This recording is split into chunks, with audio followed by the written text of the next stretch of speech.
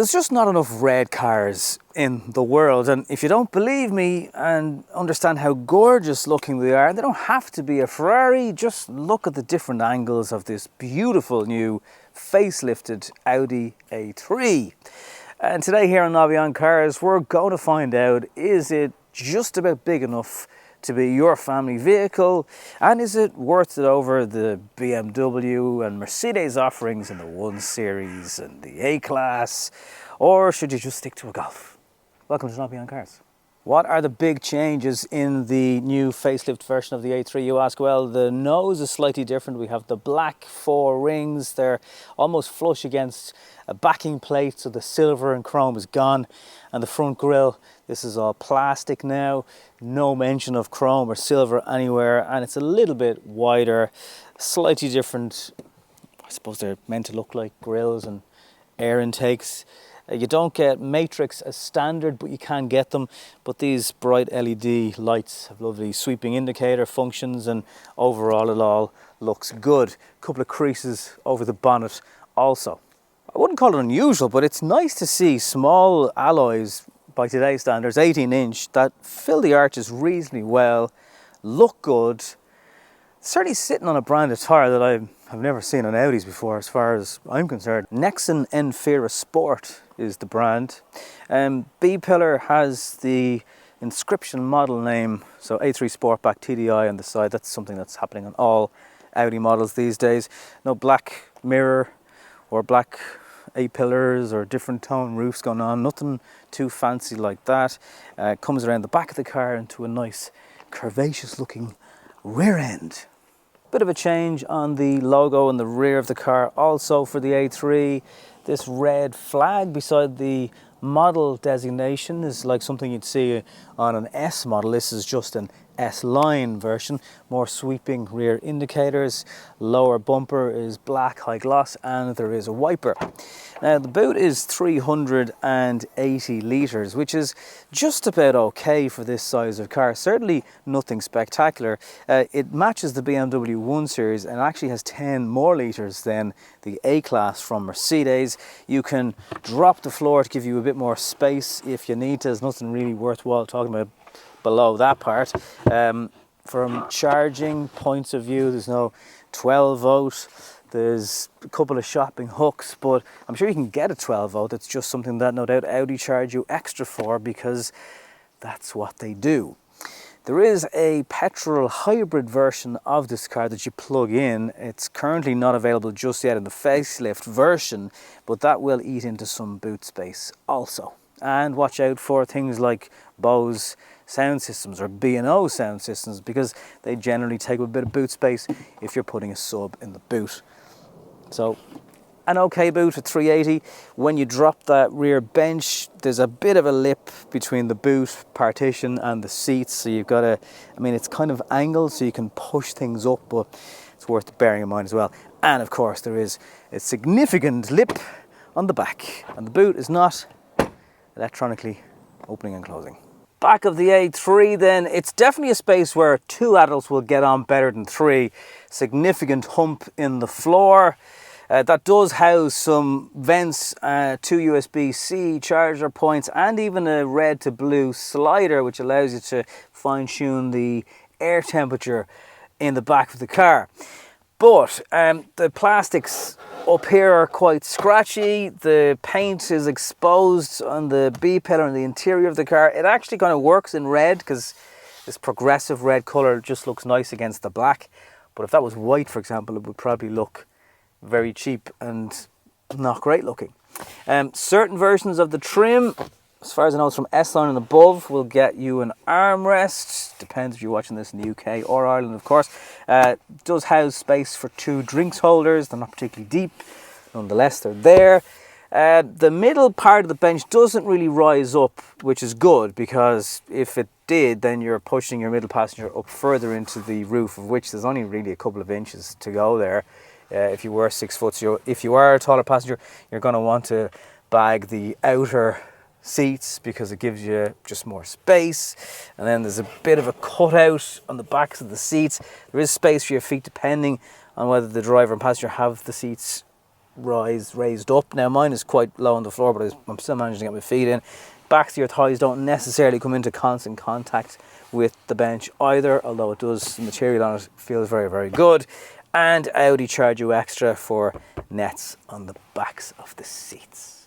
For all the facelift talk in the A3, they've made the changes fairly subtle. One of the obvious ones is the door cars now have these beautiful kind of perforations in it, and especially at night time, and you can change the ambient lighting colour to about 7 different colours. I prefer red to match the car. It really does make it a nice cozy experience in the dark, and there's more ambient lighting strips up the kind of centre tunnel, also the tops of the doors. Plastic's a little bit more tolerable up here, but it's still kind of cheap enough as it is down the side. And actually, as your knee rests against the side of this thing, it can be quite harsh. There's nothing padded, put it that way. A couple of drinks holders, get an armrest, which is quite shallow to be honest with you. 12-volt charger, it's the only one I can find in the car. Wireless charging, 2 USB-Cs, lots of physical buttons. Another difference is this kind of recycled material that has just broken up the dashboard, so it feels kind of Alcantara-ish, and it just splits up the top and the lower sections and actually feels quite nice to the touch. It's even made it right around to the controls for the light switches. Air vents from the same place, steering wheel is the same, cruise control stock, this area for changing gear, and the instruments as well as the screen. Nothing has changed, including the fact that they're still looking for money off you if you want satellite navigation on a €50,000 car. But the seats are beautiful, they look great as well as feel great, and there's a lot of support on either side of the bolsters. So yeah, it's still lovely and S-Line-ish, but you will be kind of struggling to find out where they've changed this 2024 version of the car on the inside. The A3 is by no means a particularly fast car in this 2-litre diesel, 148 brake horsepower. They rounded up to 150. It's over 8 seconds to 60.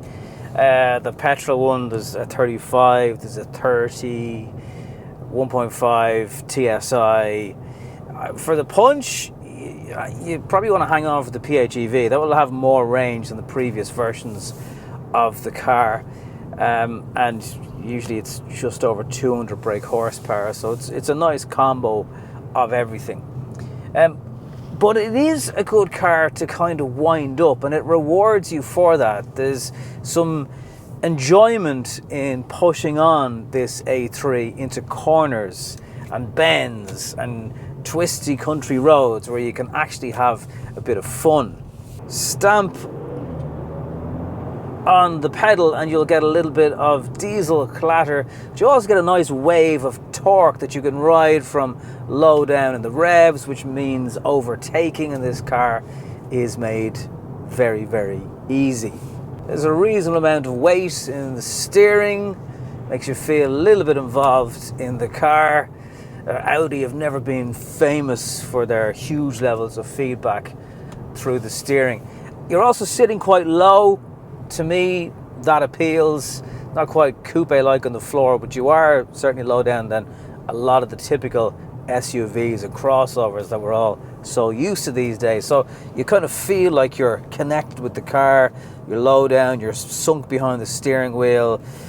Doors come up over you almost, and you know it's a nice cocooned cockpit feeling.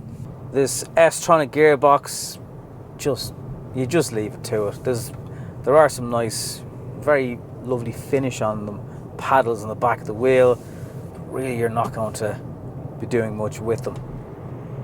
From a situational awareness in the car point of view, front and rear sensors are standard. Some packs will need to be added for a reversing camera.